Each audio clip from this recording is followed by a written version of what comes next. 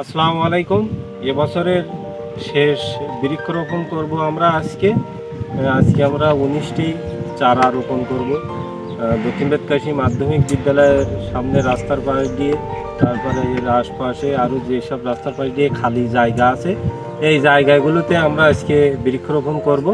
এখন সিজনের প্রায় শেষ সময়, এই জন্য এবছর আর বেশি করব না। আজকে আমরা 19টি চারা রোপণ করব।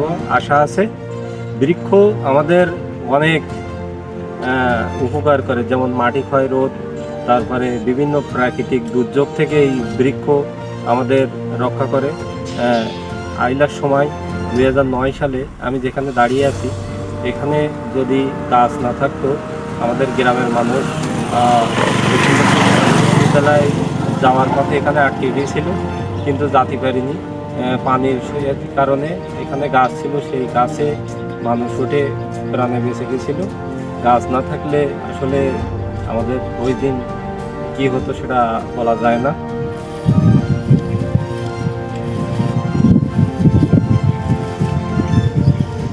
গাছের গায়ে মশলা না দিয়ে ছাগলে খেয়ে ফেলে, গরুতে খেয়ে ফেলে, এই জন্য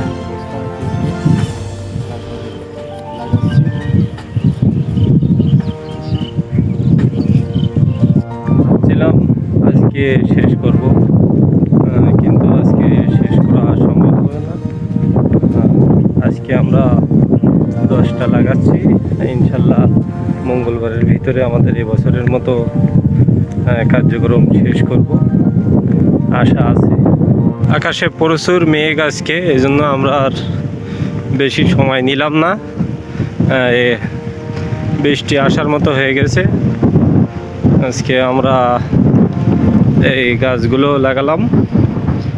দেখেন ফাঁকা জায়গা আছে, গাছ লাগালে রাস্তার পরিবেশ কত সুন্দর হয়।